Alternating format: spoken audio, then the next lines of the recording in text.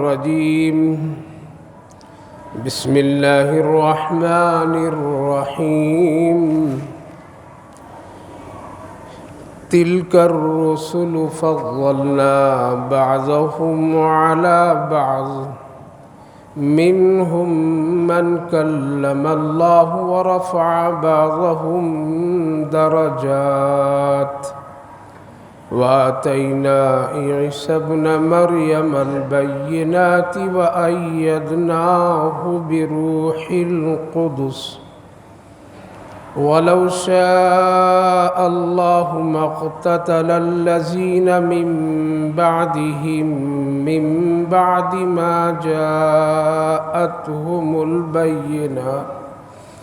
ما جاءتهم البينات ولكن اختلفوا فمنهم من آمن ومنهم من كفر ولو شاء الله ما اقتتلوا ولكن الله يفعل ما يريد يا أيها الذين آمنوا أنفقوا مما رزقناكم من قبل أن يأتي يوم لا بيع فيه ولا خلة ولا شفاعة والكافرون هم الظالمون الله لا إله إلا هو الحي القيوم لا تأخذه سنة ولا نوم له ما في السماوات وما في الأرض من ذا الذي يشفع عنده إلا بإذنه يعلم ما بين أيديهم وما خلفهم ولا يحيطون بشيء من علمه إلا بما شاء وسع كرسيه السماوات والأرض ولا يؤوده حفظهما وهو العلي العظيم صدق الله العظيم تلك الرسل فضلنا بعضهم على بعض یہ سب کے سب رسول ہیں، ہم نے فضیلت بخشی ہے بعض کو بعض پر۔ منہم من کلم اللہ ورفع بعضهم درجات، ان میں سے بعض اللہ سے کلام کرتے ہیں اور بعض کے درجات کو اللہ نے بلند کیا، اور حضرت عیسیٰ علیہ السلام کو نشانیاں عطا کی اور ان کو ان کی تائید کی روح القدس۔ وَلَوْ شَاءَ اللَّهُ مَا اقْتَتَلَ الَّذِينَ مِن بَعْدِهِ، اور اگر اللہ چاہتے تو نہیں لوگ قتل کرتے نشانیاں آ جانے کے بعد، وضاحت کے بعد، لیکن لوگ اختلاف کیے، بعض ایمان لائیں، بعض نے کفر کیا، اور اللہ رب العالمین جیسا چاہتا ہے ارادہ کرتا ہے ویسا ہی کرتا ہے۔ بھائیو اور بزرگوں، اللہ کا شکر، اس کا احسان کہ اللہ تعالیٰ نے ہم سب کو مغرب کی نماز جماعت کے ساتھ پڑھنے کی توفیق مرحمت فرمائی ہے۔ مزید اللہ کا احسان قرآن کریم کی بابرکت اس مجلس میں شرکت کی بھی توفیق مرحمت فرمائی ہے۔ گزشتہ مجلس میں دوسرا جز مکمل ہوا تھا الحمدللہ، جس میں اللہ تعالیٰ نے آخری آیت میں یوں فرمایا تھا، یہ سب ہمارے رسول بھیجے ہوئے ہیں جن کو میں نے مختلف آیات اور نشانیاں دی، اور وہ سب تجھے پڑھ پڑھ کر کے سناتے گئے، اور اس پر دوسرا جز مکمل ہوا تھا۔ اور اس طرف اللہ نے اشارہ فرمایا تھا کہ تم کم اور زیادہ کی چکر میں مت رہو، کم اور زیادہ کی فکر نہ کرو، کام میں، نیت میں، ایمان میں، تقوی میں اخلاص پیدا کرو، تم تھوڑے بھی ہوگے تو ہزاروں لاکھوں پر بھاری ہو جاؤ گے۔ اللہ کے یہاں اخلاص کی قیمت ہے، تعداد کی قیمت نہیں ہے۔ مخلص لوگوں کی قیمت ہے، بھیڑ کی قیمت نہیں ہے۔ اللہ کے ہاں مومن کی قیمت ہے، مسلمان کی قیمت نہیں ہے۔ لہذا مومن بنیے، مومنہ صفت پیدا کیجیے، اخلاص پیدا کیجیے، اپنے عمل میں مخلصانہ انداز ہمیشہ رہنا چاہیے، تو انشاءاللہ اللہ ہمیشہ کامیابی عطا فرماتا ہے۔ اب الحمدللہ تیسرا جز کا آغاز ہو رہا ہے۔ اللہ تعالیٰ نے یہاں سے اس کو شروع فرمایا، تِلْكَ الرُّسُلُ فَضَّلْنَا بَعْضَهُمْ عَلَى بَعْضٍ۔ اللہ نے فرمایا تو یہ سب میرے بھیجے ہوئے رسول ہیں، یعنی حضرت آدم علیہ السلام سے لے کر آخری نبی حضرت محمد الرسول اللہ صلی اللہ علیہ وسلم تک، سب رسول سب نبی میرے بھیجے ہوئے ہیں۔ ہاں ان میں نے درجہ بدرجہ رکھا ہے، کسی کو کوئی ایسی خوبی دی ہے اور کسی کو کچھ اس سے کم، درجہ بدرجہ۔ اور اللہ کا یہی ایک نظام ہے، ہر شے کے ساتھ، ہر ایک انسان کے ساتھ، ہر ایک طبقے کے ساتھ اللہ نے درجے بدرجے بنا کر کے ہم کو اور آپ کو دنیا میں بھیجا۔ عام حالات میں ہم لوگ اگر غور کریں تو یہی حقیقت ہے اور یہی چیز صحیح۔ انسانوں میں بھی کوئی مالدار ہے، کوئی غریب ہے، کوئی خوبصورت ہے، کوئی بدصورت ہے، کوئی علم و فن کا بہت ماہر ہے تو کوئی ان پڑھ اور جاہل بھی ہے۔ اللہ نے سب کے درجے بدرجے رکھے ہیں تاکہ ایک دوسرے سے لوگ مل جل کر کے کام اپنا انجام دیتے رہے اور ایک دوسرے کا کام ہوتا رہے۔ اور اگر یہ درجہ بدرجہ اور یہ فرق نہ اللہ کرتا تو لوگ مشکل میں پڑ جاتے۔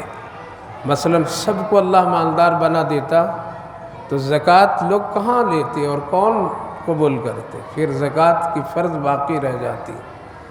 اسی لیے اللہ نے غریبوں کو رکھا تاکہ مالداروں کی زکوٰۃ وہ قبول کر لے اور اس کا فرض ادا ہو جائے۔ سب اگر مالدار ہو جائیں تو پھر مزدور نہیں ملتے، گھر کا کام رک جاتا، صفائی رک جاتی، اور بہت سارے دنیا کے 50 لاکھ کی گاڑیوں پہ گھومتے ہوئے ہم کو ایک پنچر ڈالنے والوں کی بھی ضرورت کبھی کبھی پڑتی ہے۔ تو اگر سب مالدار تو پھر یہی ہوتا۔ اس لیے اللہ نے تفاوت رکھا، درجہ بدرجہ رکھا۔ اسی طرح ایمان میں، عبادات میں، معاملات میں سب اگر تاجر ہوتے تو پھر گاہک کون ہوتا؟ اس لیے اللہ نے تاجروں کو گاہکوں کا محتاج بنایا اور گاہکوں کو، خریداروں کو تاجروں کا محتاج بنایا۔ لہذا کتنا بھی کوئی آدمی دنیا میں پڑھ لکھ لے وہ ایک کمزور طبقے کے لوگوں کے محتاج ہے۔ انجینئر صاحب اگر پڑھ لکھ کر کے کاغذ پر ایک نقشہ بنا دے تو بلڈنگ نہیں بنے گی، بلکہ ان کو ایک ان پڑھ جاہل دھوپ میں محنت کرنے والے مزدور کی ضرورت پڑتی ہے، تب کہیں جا کر کے وہ کاغذ کے نقشے کو ایک بلڈنگ کی خوبصورت عمارت کی شکل دکھائی دیتی ہے۔ اور اگر وہ خوبصورت بنا کر کے لوگوں کو دکھاتے رہے اور وہ بیچتے رہے تو اس سے کچھ حاصل ہونے والی چیز نہیں ہے۔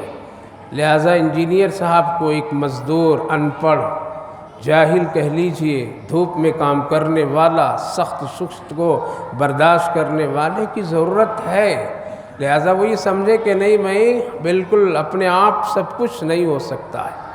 تو اللہ نے ہر طبقے میں درجہ بدرجہ رکھا، نبیوں رسولوں میں بھی اسی طرح رکھا۔ جو مقام ہم سب کے آقا نبی کریم علیہ السلام کا ہے وہ مقام حضرت عیسیٰ علیہ السلام کو ہے۔ نبوت اور رسالت میں دونوں برابر، لیکن کچھ خوبیاں ایسی ہیں، کچھ معجزات ایسے کمالات ہیں جس کی وجہ سے تفاوت ہے۔ لیکن ایمان لانے کے اعتبار سے حکم یہ ہے کہ سب پر ایمان لاؤ۔ لہٰذا اللہ خود فرمایا بعض میرے ایسے نبی ہیں جو مجھ سے براہ راست بات چیت کر لیتے ہیں، براہ راست کلام کرتے ہیں۔ یہ خوبی ان کو دیا، جیسے حضرت موسیٰ علیہ السلام وہ جب چاہتے تھے تو بات چیت کر لیتے تھے، ان کے لیے کوئی وقت ایسا مقید نہیں، بلکہ ہمیشہ ان کے لیے اللہ رب العالمین سے کلام ہو سکتا تھا۔ حضرت عیسیٰ علیہ السلام کو اللہ نے زندہ آسمان پر اٹھا لیا اور ساتھ ساتھ اللہ رب العالمین نے ان کی پیدائش کی خود تائید فرمائی۔ تو یہ ایک ان کا مقام اور رتبہ ہے کہ اللہ تعالیٰ نے ان کو ایک الگ خاص ایک خاص خوبی عطا فرمایا۔ الغرض الگ الگ نبیوں کی الگ الگ حالات ہیں، لیکن ان سب کا خلاصہ اور مجموعہ مفسرین محدثین فرماتے ہیں کہ جتنی خوبیاں، جتنے معجزات، جتنے کمالات، جتنے ساری چیزیں، وہ سب کے سب آقا نبی کریم علیہ السلام میں اللہ نے جمع فرمایا۔ اس لیے آپ آدم سے لے کر کے عیسیٰ علیہ السلام کی تمام مجموعی حیثیت سے آپ کے اندر میں اللہ نے وہ ساری خوبیاں عطا فرما دیے تھے۔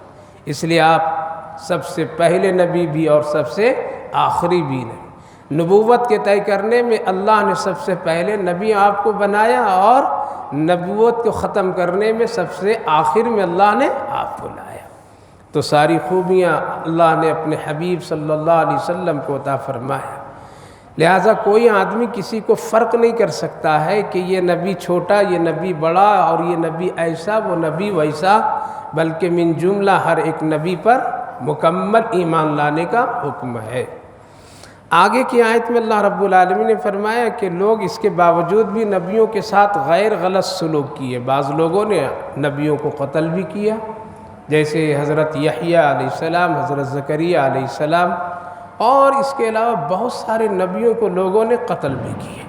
یہ ان کے لیے ان کی بے ادبی، گستاخی، اور خود کہہ لیجئے ہم سب کے آقا صلی اللہ علیہ وسلم کے لیے بھی یہی تدبیر لوگ کرتے تھے۔ وَإِذْ يَمْكُرُ بِكَ الَّذِينَ كَفَرُوا لِيُثْبِتُوكَ أَوْ يَقْتُلُوكَ، کہ جب پورا مکہ اپنے آپ کو یہ ہو گیا تو کہا کہ آپ بیٹھ کر کے آج آر پار کا فیصلہ ہی کر دو، اور سارے سردار بیٹھ کر کے تو یہی تو کہا تھا کہ کیا کرو گے اب، بالکل آخری بات، آخری پوائنٹ۔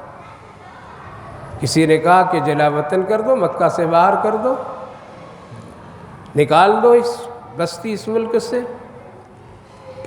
تو کسی نے کہا کہ وہاں جا کر کے دین کا کام کریں گے، یہ مسئلہ، یہ رائے ٹھیک نہیں۔ کسی نے کہا قید خانے میں ڈال دو، کہا کہ قیدیوں میں اسلام کام کرے گا، وہاں بھی یہ خاموش رہنے والا نہیں۔ فلاں کرو، کچھ نہیں۔ شیطان آ کر کے مشورہ دیا تھا نا کہ یہ سب سوچنے کی ضرورت، قتل کر دو، قصہ ختم۔ تو پیارے آقا صلی اللہ علیہ وسلم کو بھی لوگ قتل کرنے کی کوششیں، تدبیریں، سب کچھ کی ہیں، لیکن اللہ نے فرما دیا تھا وَاللَّهُ يَعْصِمُكَ مِنَ النَّاسِ، آپ کیا کیجئے، اب میرا کام کیجئے، حفاظت ہم کریں گے۔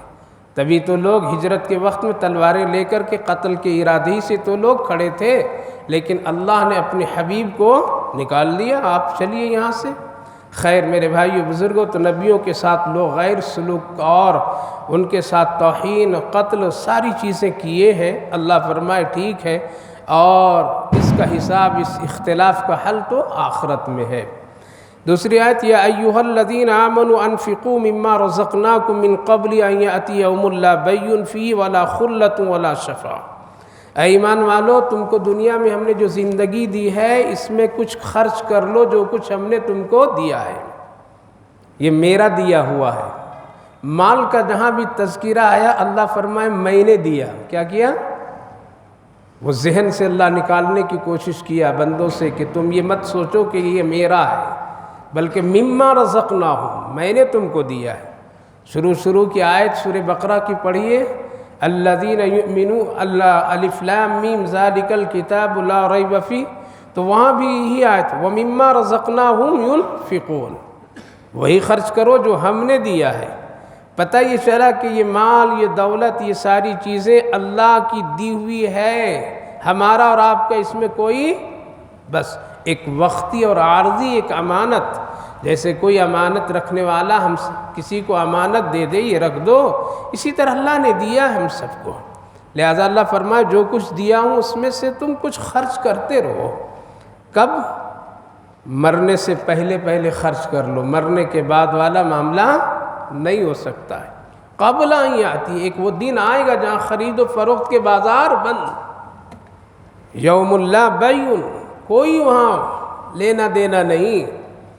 آج اگر آپ ایک گلاس کسی کو پانی پلا دیں گے تو ثواب، کل یہ چیزیں مرنے کے بعد نہیں۔ تو ایک دن آئے گا ان یاتی یوم لا بیع، ایک دن ایسا آنے والا ہے، اور ہم سب دیکھ رہے ہیں، آنکھوں سے دیکھ رہے ہیں کہ ایک دن سب کے ساتھ آتا ہے۔ اسی لیے اللہ تعالیٰ نے موت کے بعد کا جو معاملہ شریعت میں نبی کریم علیہ الصلوۃ والسلام نے جو بتلایا وہ اسی لیے تو، ورنہ جس طرح بچے ماں کے پیٹ میں آ جاتے ہیں اور اللہ 9 مہینے پرورش کر کے پھر دنیا میں اس کو نکالتا ہے، ظاہر کرتا ہے اور اس کو پیدا کر دیتا ہے، اسی طرح چلتے پھرتے انسان کو یا بستر سے اٹھا کر کے فرشتے لے جاتے۔ کوئی پریشانی ہوتی اللہ کے لیے؟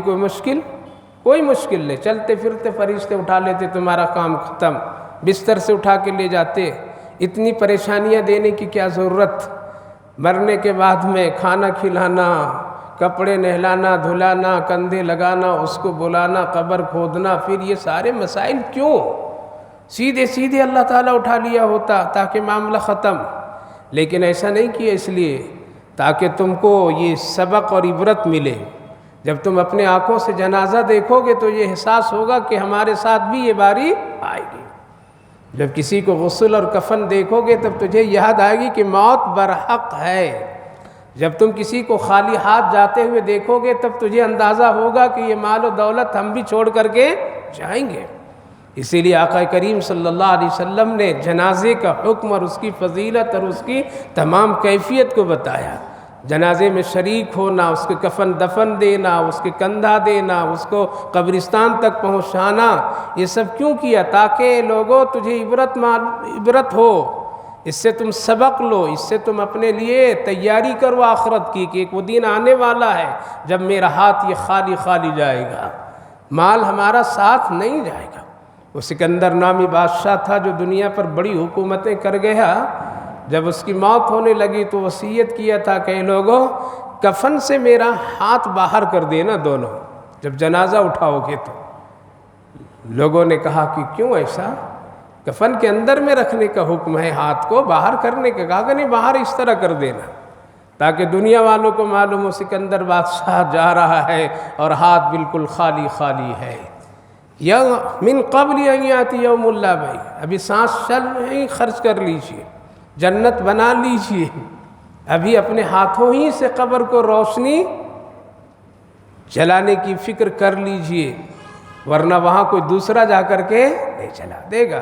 اسی لیے اللہ نے 2 جملے میں کتنا پیارا انداز ہے، اے لوگوں میں ہی دیا ہوں تم کو، اسی میں سے خرچ کرو، الگ سے نہیں۔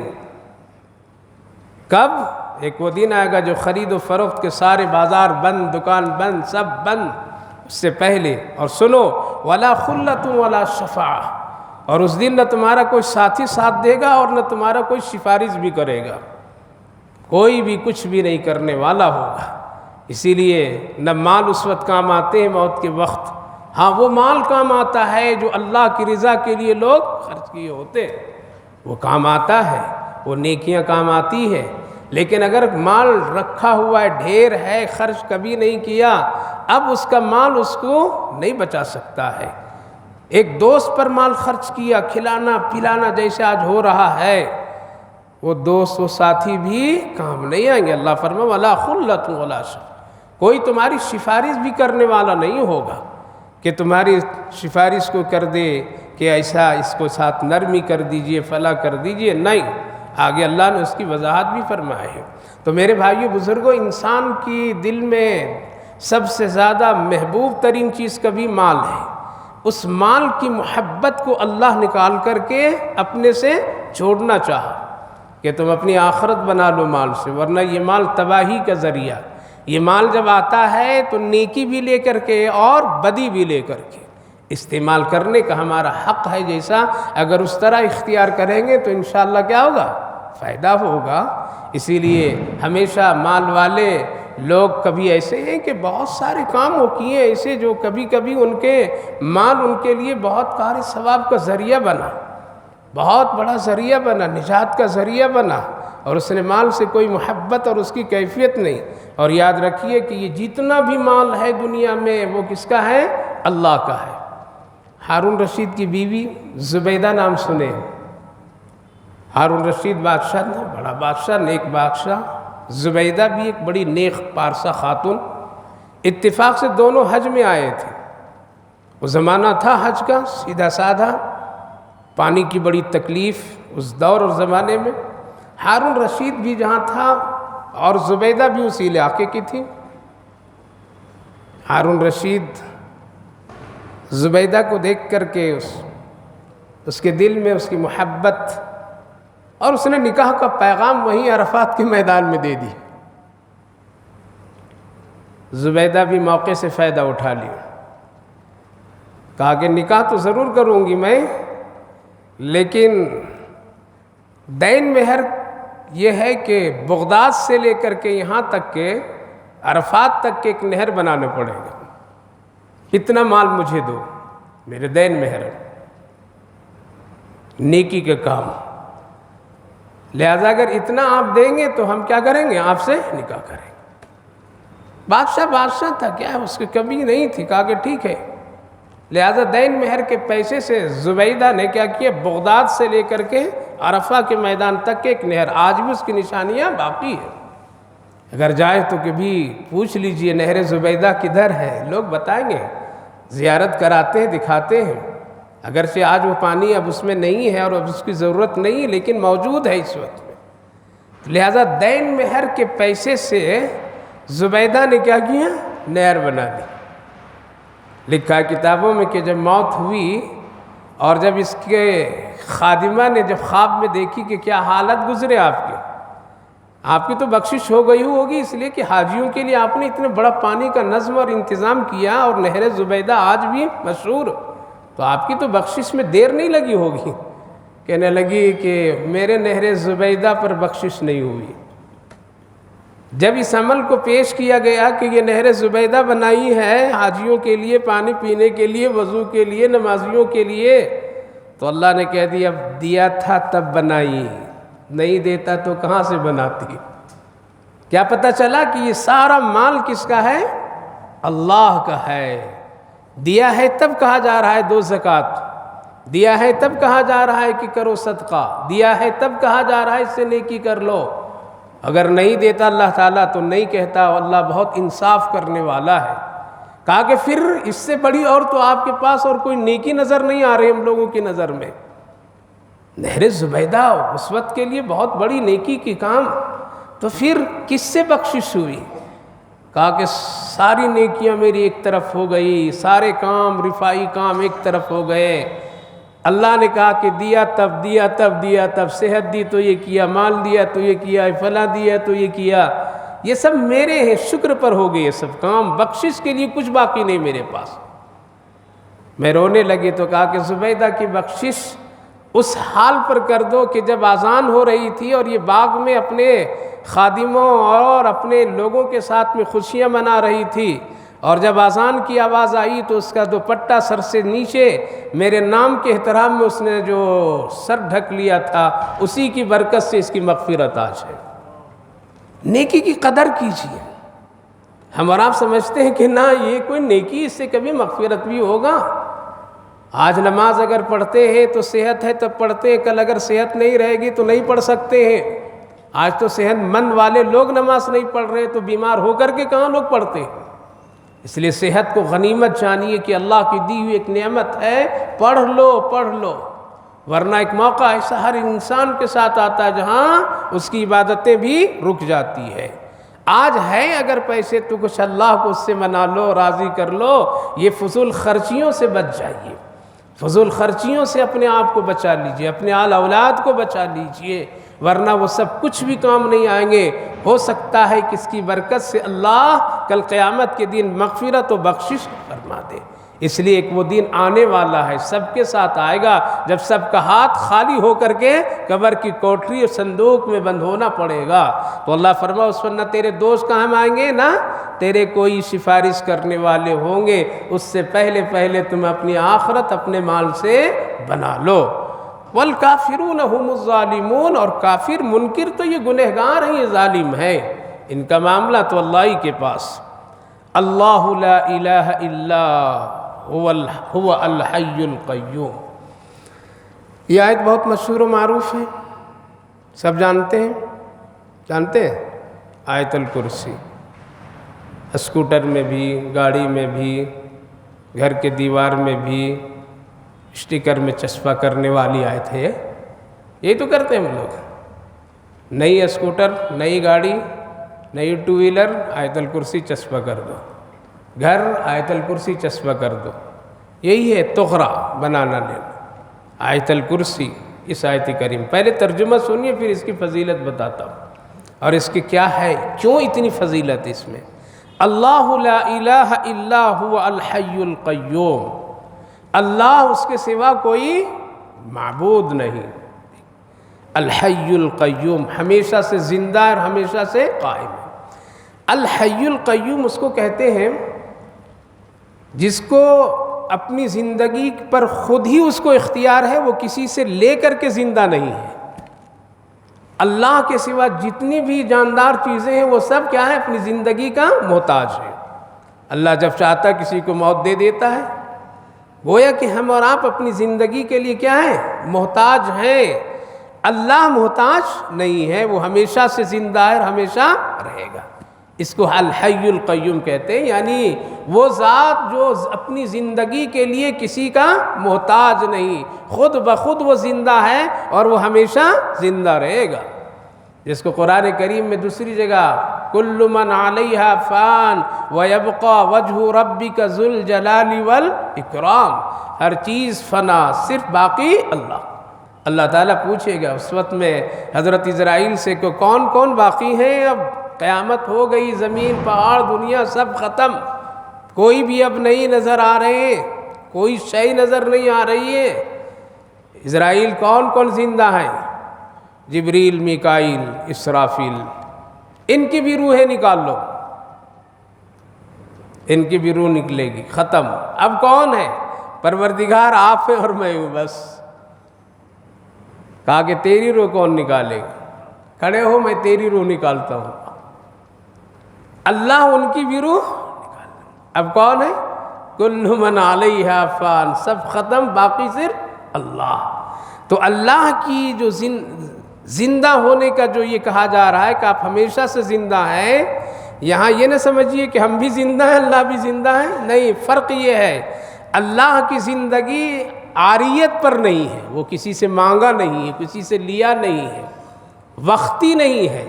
ہماری اور آپ کی زندگی کیا ہے؟ وقتی ہے، ایک ٹائم ہے، ایک مدت ہے، بس اتنا ہے۔ اس لیے اللہ اور بندے کی زندگی اور حیات میں یہ فرق ہے کہ اللہ ہمیشہ سے ہے اور ہم اور آپ ہمیشہ سے نہیں ہیں۔ الحی القیوم لا تأخذہ سینۃ ولا نوم، اللہ کو اونگ بھی نہیں آتی، نیند بھی نہیں آتی۔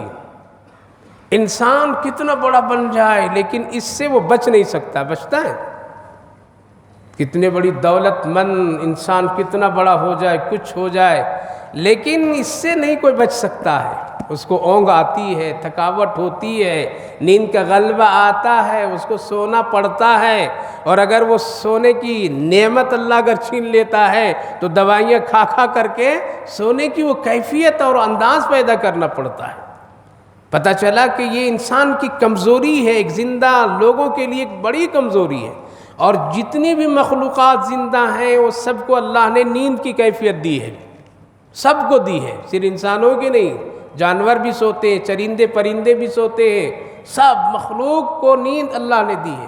اگر یہ کیفیت نہیں ہوتی تو رات بھر ہنگامے ہوتے رہتے نا، اس لیے اللہ تعالیٰ نے رات میں سونے کے لیے بنا دیا، اور تمام چرندے پرندے درندوں کو اللہ رب العالمین نے خاموش کر دیا رات کی تاریکی میں، تاکہ انسان کو کوئی خلل نہ ہو۔ اللہ تو یہ اللہ کا ایک شان ہے کہ اللہ تعالیٰ کو نیند نہیں آتی، اونگ بھی نہیں آتی۔ نیند سے پہلے کیا تھا، آدمی سستاتا ہے، آنکھیں تھوڑی بند ہوتی کھولتی ہے، ایسے ڈائریکٹ نہیں آ جاتا ہے کہ بٹن دبا آنکھ بند ہو جائیں گے، پنکھا چل رہا ہے بٹن دبا دیے بند ہو جائے گا، یہ بھی فوراً نہیں بند ہوتا ہے۔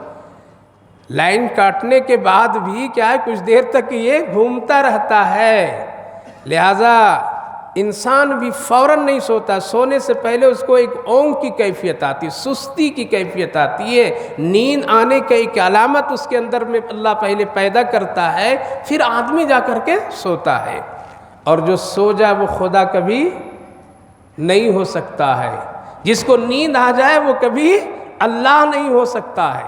جو کھانا کھائے گا تو اس کو نیند آئے گی، لہٰذا اللہ کھانا بھی نہیں کھاتا ہے، کھانے والے کو نیند آئے گی، کھانے والا محتاج ہوگا، استنجے ضرورت تقاضوں کا، لہذا ان تمام چیزوں سے اللہ کیا ہے؟ بری ہے۔ وَلَا تَأْخُذُوا سِنَةٌ وَلَا نَوْمٌ لَهُ مَا فِي السَّمَاوَاتِ وَمَا فِي الْأَرْضِ، اسی کے لیے تمام زمین و آسمان کی چیزیں۔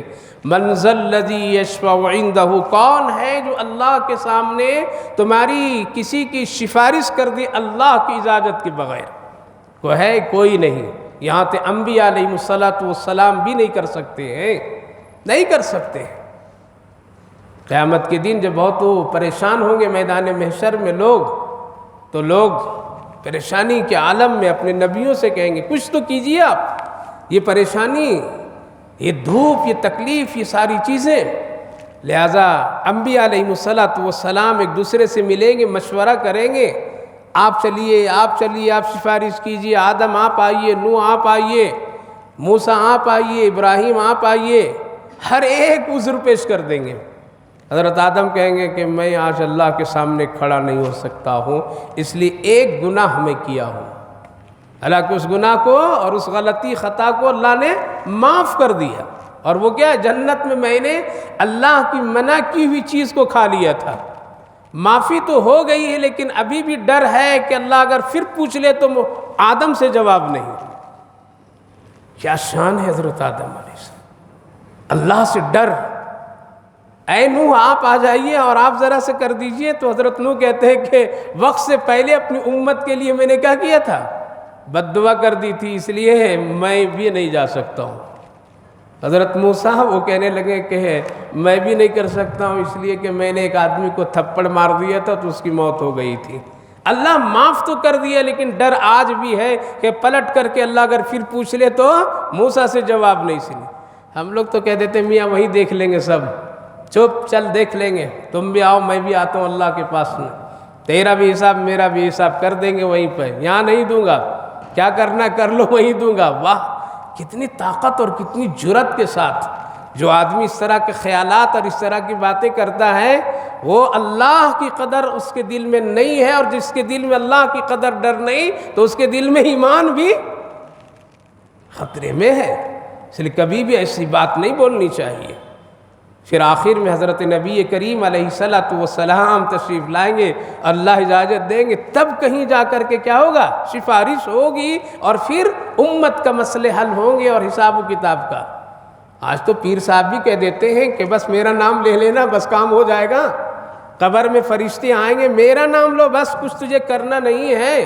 یاد رکھیے نہ پیر صاحب نہ کوئی بھی کچھ نہیں کر سکتا ہے جب تک کہ اللہ کی اجازت نہ، اور اجازت کے لیے بھی کچھ تو شرط ہے۔ دنیا ہی میں اگر کوئی آدمی ایرے گہرے سب چلے جائیں تو کیا لوگ مان لیں گے؟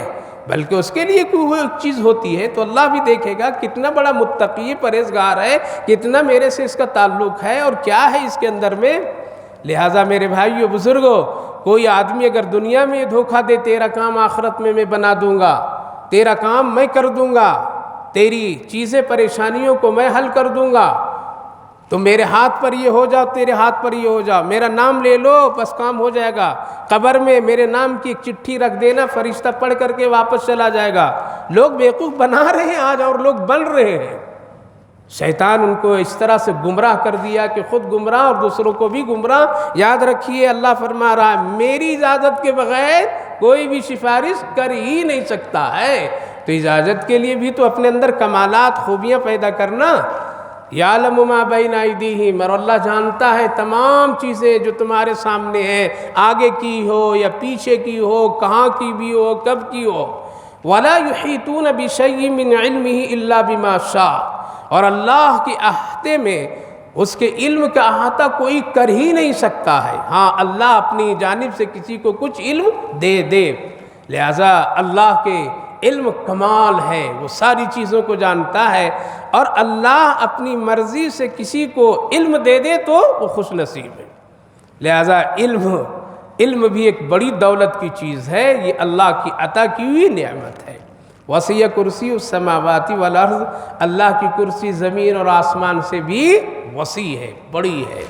اس پر جانے کی ہم کو ضرورت نہیں، وہ کتنی بڑی ہے، کہاں ہے، کیسے ہے۔ علماء مفسرین نے منع فرمایا کہ اس کی تحقیق میں مت جاؤ، اگر تحقیق کرنے لگو گے تو شیطان تجھے بھٹکا کر کے گمراہ کر دے گا۔ آقا کریم صلی اللہ علیہ وسلم نے بھی فرمایا اس کے پیچھے اس تحقیق میں مت جا کرسی کہاں ہے، اللہ کہاں بیٹھا ہے، کیا کیفیت ہے، کیا ہو رہا ہے، اس میں تجھے جانا نہیں۔ بس یہ سمجھو کہ ہاں وہ کرسی جس پر اللہ رب العالمین کی جو کرسی ہے وہ زمین و آسمان سے بھی وسیع ہے، وسیع کرسی السماوات ولا یؤود حفظہما، اور زمین اور آسمان کی حفاظت، جب زمین اور آسمان تو اس کے درمیان کی بھی ساری چیزوں کی حفاظت کرنے میں اللہ تھکتا نہیں ہے۔ ہم اور آپ ذرا تھک جائے تو سب کچھ بگڑ جاتے ہیں، اللہ فرمایا میں تھکتا نہیں ہوں، زمین آسمان اس کے درمیان کی ساری چیزیں، اس کے کام دھام، اس کے نظام کو چلانے میں ہمارے اندر میں کوئی سستی نہیں، کوئی کاہلی نہیں، کوئی تکلیف نہیں، کوئی تھکاوٹ نہیں۔ وہ ایک بندہ چرواہا جو کہہ رہا تھا نا حضرت موسیٰ علیہ السلام کے دور میں، اے اللہ میں چند بکریاں جب گھر سے جنگل میں لاتا ہوں تو تھک جاتا ہوں، ہاتھ پیر درد ہونے لگتے، بھوک لگ جاتی ہے، بکریاں دوڑا دوڑا کے مجھے پریشان، تو اتنا بڑا زمین، اتنا بڑا آسمان، اتنی بڑی زمین اور یہ ساری چیزیں، چاند سورج سب ٹائم پر نکالتا اللہ، تو کتنا تھک جاتا ہوگا۔ بندہ نے اپنے حال پر کیا کیا؟ قیاس کیا۔ ہم اتنی سی چند بکریوں میں تھک جاتے ہیں تو پورا نظام چلا رہا ہے، سورج کا ٹائم پر نکالنا، ڈبانا، چھپانا، یہ سارا معاملہ، اللہ تو کتنا تھک جاتا ہوگا۔ اگر میرے پاس ابھی آ جاتا نا تو میں تیرا پاؤں دبا دیتا، اپنے اوپر قیاس۔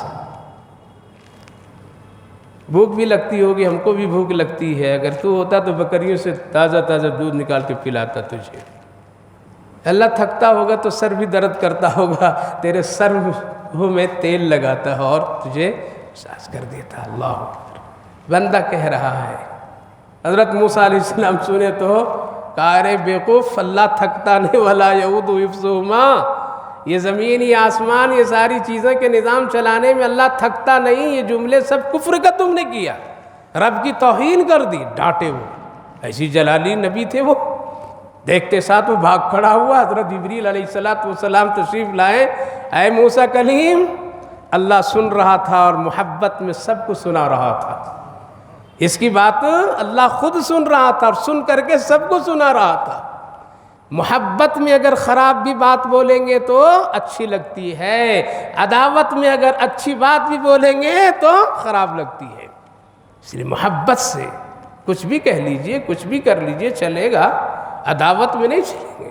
اس لیے ہمیشہ اپنی نیتوں میں محبت کی کیفیت رکھیے، اپنی آنکھوں میں محبت کا انداز رکھیے، ہمیشہ محبت کی نظروں سے لوگوں کو دیکھیے، ہمیشہ محبت میں وہ محبت نہیں جو گناہ بن جائے، ایسی محبت جو اللہ کی رضا کے لیے ہو۔ لہذا محبت میں اگر آپ غلط بھی بولیں گے تو دنیا کا انسان بھی کیا کرتا ہے؟ پاس کر دیتا ہے، یہ میرے اس کی یاری ہے یار، بولنے دو اس کو، کیا ہے، ہم دونوں مذاق کرتے ہیں، کیا ہے، ٹھیک ہے چلے گا۔ لیکن اگر وہی دشمنی میں ہو تو ایک چھوٹی سی بات کو، تل کو جس کو کہتے تاڑ بنا دینا، وہ بنا دیتے ہیں لوگ۔ اللہ بھی ویسا ہی ہے میرا کریم رحیم مولا کہ محبت میں بندہ بات کر رہا ہے تو اللہ بھی خوش ہو رہا ہے۔